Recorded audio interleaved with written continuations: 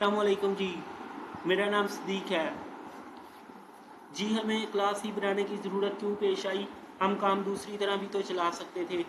इस बात का अंदाज़ा अब तक हो गया होगा आप लोगों को कि उस हमें बेशुमार डाटा की ज़रूरत पड़ती है। कभी कभी तो वो उस डाटा के अलग-अलग से उसका गेटर सेटर कर रहे होंगे उसकी वैल्यूज़ को, तो उससे हमारा टाइम वेस्ट होगा। मज़ीद डिस्कशन से पहले एक बॉडी बिल्डर की क्लास डिफाइन करते हैं। सबसे पहले ये देखना पड़ता है कि बॉडी बिल्डर की प्रॉपर्टीज़ क्या होंगी। जी, बॉडी बिल्डर इसका आईडी होगा, उसका नेम होगा, उसका फ़ोन होगा, वो हमने यहाँ पे लिख दिया। ठीक है। अब इन वैल्यूज़ को सेट कैसे करवाना है बॉडी बिल्डर के ये इन आईडी इन फील्ड्स के अंदर?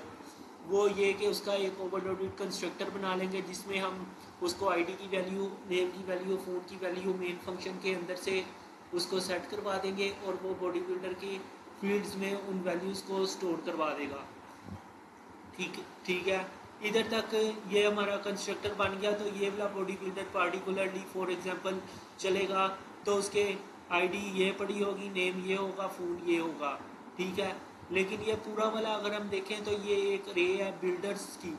ठीक है। बॉडी बिल्डर्स की इसकी टाइप है और बिल्डर्स ज़ीरो के ऊपर ये वाला बॉडी बिल्डर का डाटा पड़ा हुआ है और बिल्डर इंडेक्स वन के ऊपर ये वाला डाटा पड़ा हुआ है।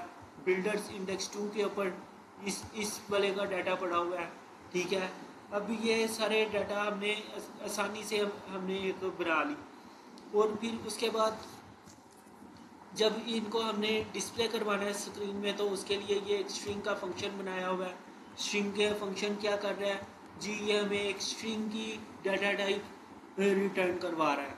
क्या कौन सी होगी उसमें जी? आईडी पड़ा होगा बॉडी बिल्डर का। ठीक है।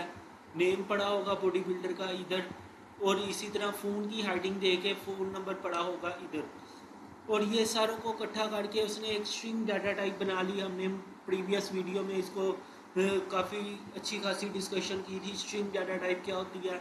ये स्ट्रिंग बना देगा ये वाली लाइन।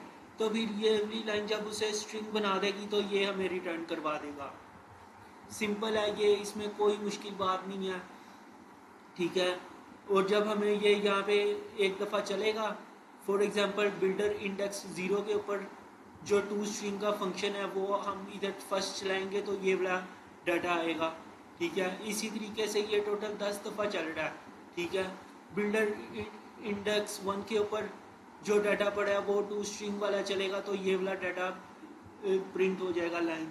इसी तरीके से ये 10 दफ़ा चल रही है। इसको हम अगर फॉर एग्जांपल चला के देखें तो जी ये 10 के 10 बॉडी बिल्डर इधर प्रिंट हो रहे हैं हमारी स्क्रीन पे। ठीक है।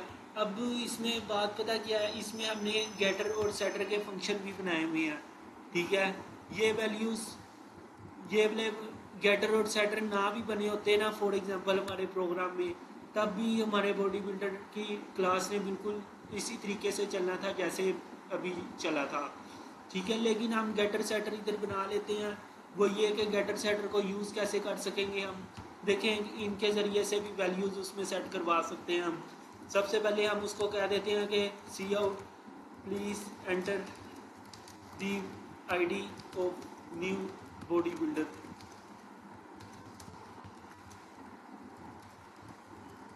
वो हम आईडी उसकी स्टोर करवा लेंगे इसने स्ट्रिंग नाम के वेरिएबल के अंदर आईडी।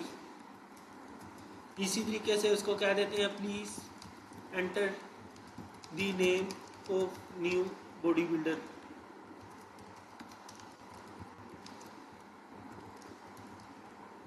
वो वाला डाटा हम उसका नेम में स्टोर करवा लेते हैं और इसी तरीके से उसको कह देंगे please enter the name phone off new body builder. वो हम इसको गेट करवा लेंगे स्ट्रिंग नाम के वेरिएबल के अंदर फ़ोन में। अब यहाँ पे न्यू बॉडी बिल्डर का डाटा कैसे बनेगा? सिंपल बॉडी बिल्डर की क्लास का नेम आएगा और उसका कोई सा भी नाम दे देंगे। उसमें आईडी की वैल्यू हम पास कर देंगे, नेम की वैल्यू पास कर देंगे और फ़ोन की वैल्यू पास कर देंगे। ठीक है। ओवरलोडेड कंस्ट्रक्टर के ज़रिए से हम ऐसे भी हो सकता था सी डॉट सेट आईडी वो हमने आईडी जी इधर से भी वैल्यू सेट करवा सकते